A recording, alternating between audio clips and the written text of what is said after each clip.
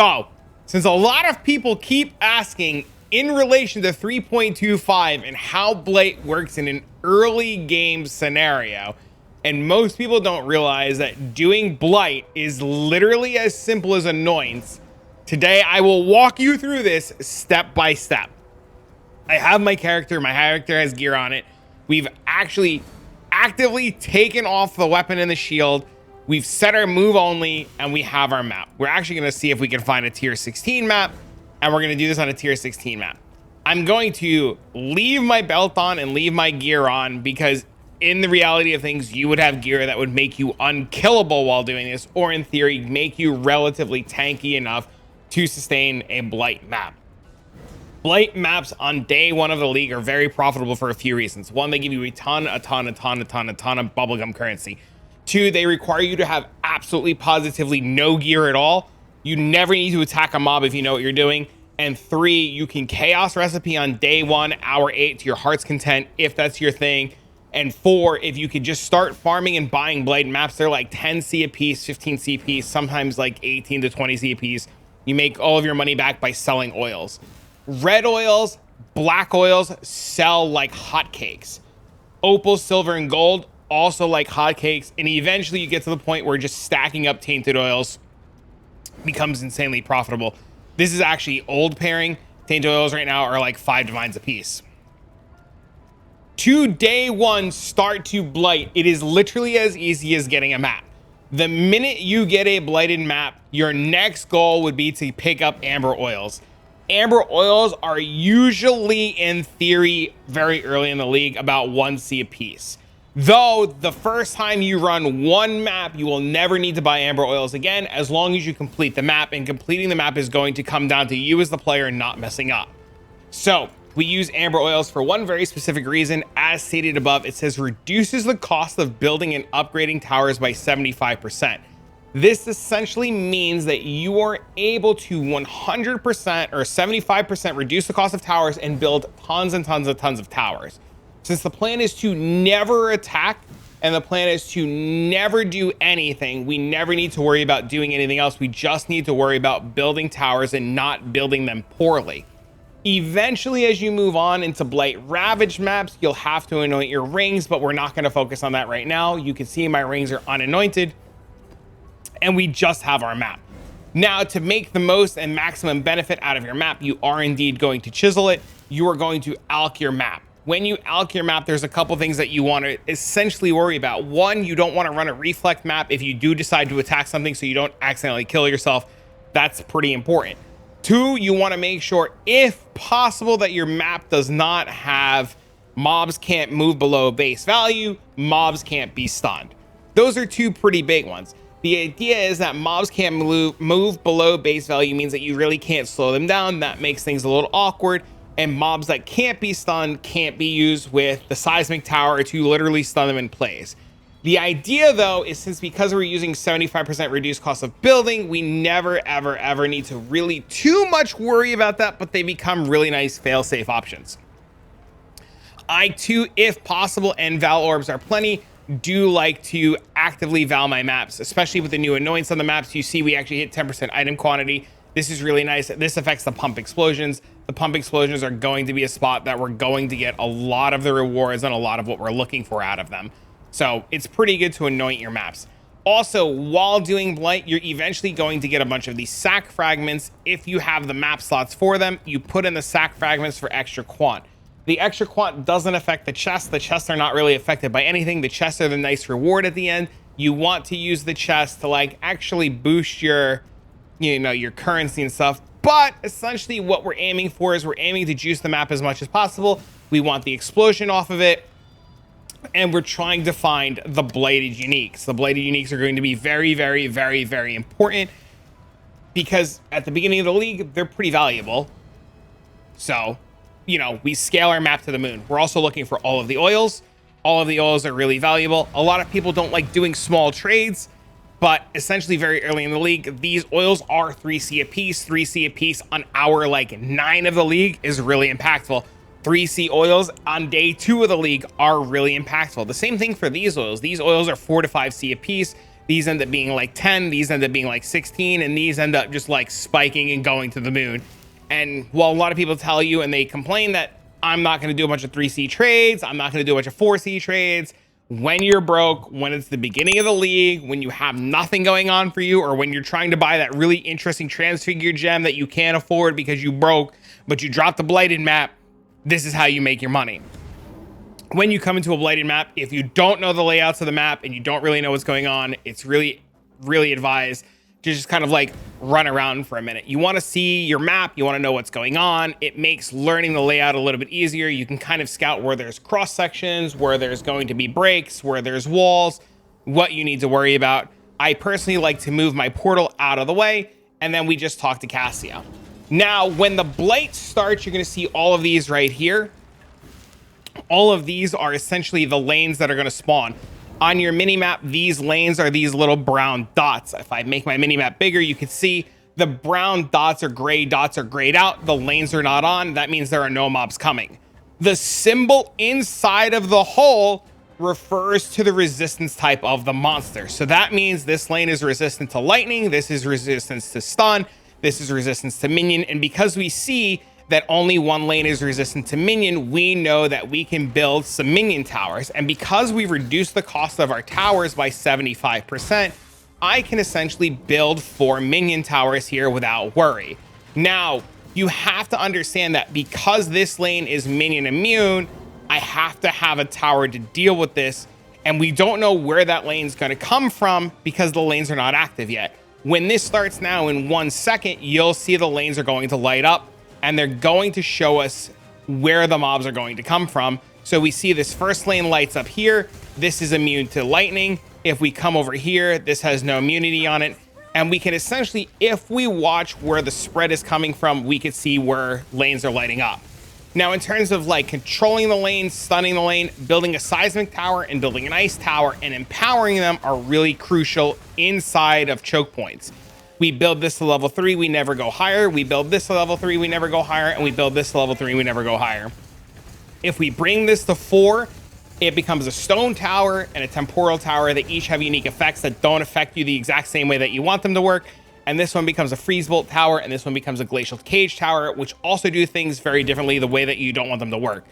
Same thing with empowering tower. This one weakens enemies and this one empowers players. So we leave it at level 3 to empower our towers. We see that more lanes have lit up, and we know that this lane is now active, and we want to make sure that we take care of it. We know a lot of lanes are lightning immune, but that lane in general is not lightning immune. So we're just going to make a whole bunch of different types of towers to be able to deal with those monsters as they come. You see too that mobs now are coming from over here. We're going to build our little choke point. We're going to get this nice and ready. And because we used amber oils, you see there's no fear at all. I can build a whole bunch of towers really fast. I can set up everything in itself, and I don't really need to ever actually worry about anything. The only thing that I as a player need to worry about is running into mobs and dying. Now, this has changed over time, and I'm going to make this as a note. I have been told that towers will work when not in range of enemies anymore, but I've also been told that towers will stop working when you're like too far away. So essentially what I mean is, if I go too far away from the mobs, the towers themselves will stop working and you'll run into problems. Now you're going to note I spent too much time talking and I didn't spend enough time building towers in different sections. I am going to struggle a little bit here, but once again, we revert back to the same theory and the same topic that I made earlier. Because we're using amber oils, we are able to sustain and build a ton of towers very quickly as mobs are dying. If we didn't build a bunch of amber oil towers, we would be in a really bad spot right here where the mobs would have leaked through. We would have lost and we would have to have attacked. But since we've taken advantage of amber oils, you can see that in a pinch, we were able to build a bunch of towers. We had the resources, we can run all around, we can build all of our towers, and we never, ever, ever really need to worry essentially about anything. Everything works out great.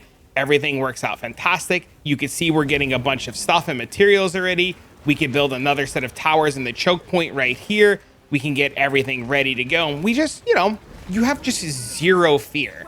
Now, in reference to towers and tower ranges, I mentioned this and I'm going to bring this up again. I have been told that towers will work if you go really far away from mobs. Originally, towers used to only work if you're within 2 screens of the enemies.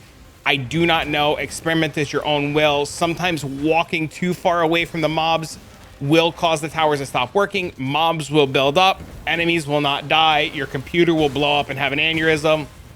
And you're really trying to not have that like aneurysm kind of state where your computer is like begging you to please kill a mob. There's 4,672 different things going on, and you know it's struggling, and you'd rather just not have that. You see here too right now too, we have a nice little choke point. We can build some towers. We can just do whatever we want. And as more and more mobs start to die, and as more and more bosses start to die, the bosses are these little red symbols here, you'll just get more and more juice. You know, you're just going to have an overabundance of everything. And you see right now, we've built a nice wide variety of towers. We haven't really attacked at all. We haven't really done anything. The blight is over in 50 seconds. You have absolutely no fear of anything. The only thing that we're really worried about is if these little balls right here decide to drop on our heads and absolutely demolish us. And well, that's not something I want to do. I have no intentions of dying. We did come a little close to dying because we weren't paying attention. Some of the mobs did get near us. They did hit us a few times. If we didn't have any sort of gear on, we probably would have died, which is why I left my gear on. But the biggest takeaway from what I'm trying to showcase right now is that your gear when doing a blighted map, especially early in the league, does not matter. It is literally as simple as you building towers and knowing what you're doing, right? Like, that's all that it comes down to. You see, we did this entire thing, and there hasn't been a fear or care in the world. The only time that we had a little bit of problem is I was spending too much time talking. I wasn't really paying attention to my lanes at the beginning of the blight. A bunch of mobs started to spawn, but you know, due to practice and understanding and like doing this a whole lot, I knew what my limitations were. I knew what towers to build in a pinch. And you know, blight is just like any other mechanic or any other thing that you do in a game. The more you do it, the more that you practice it, the more that you begin to understand it. The more you know where you can build towers, where you shouldn't build towers, what you should do, what you shouldn't do. And, you know, especially like if you're watching this or you're prepping for 3.25 or future leagues, it's really good in the current league that you're in to just like buy a couple of blight maps, build some towers and see how they function and how they work. Now, the timer is done. We're good to go. Everything's all set in stone. Usually by this point, I would like put my gear on, but I wanted to like kind of prove a point. My loot filter in itself right now does not show all the really good stuff. We're going to lower the loot filter. We're going to kick it down, and you can see right away, we just get a wide variety of stuff. Some good, some bad. There's a bunch of chance orbs. These sell really well. There's a bunch of embers. There's some scarabs. There's some div cards, scrolls if you need them. All kinds of different bases, a bunch of uniques. You know, you have eye level 85 bases. These are really good to identify to see what's on them. And then you get to just kind of like run around and like grab all of your loot. Now, this is where a lot of people don't like blight, and this is where I personally really like blight. Blight gives me access to all kinds of bubblegum currency. We get access to all kinds of red tier maps that we could sell early, and it's just a very good opportunity to get a lot of early jewelry that you can identify. Sometimes this jewelry has really good mods and stats on them that will sell, and sometimes you just divine, baby. Let's go. Easy. Now, think about it, like day 1, hour 10, hour 12, red map blights are very available very early. You can get them. They're really easy to come across. You know, you buy them and then you just, you know, you just hit it. Now, I know somebody's going to be calling me a streamer client. I know somebody's going to be calling me unethical. And somebody's going to be like, it only happened because you were making a video and talking about it.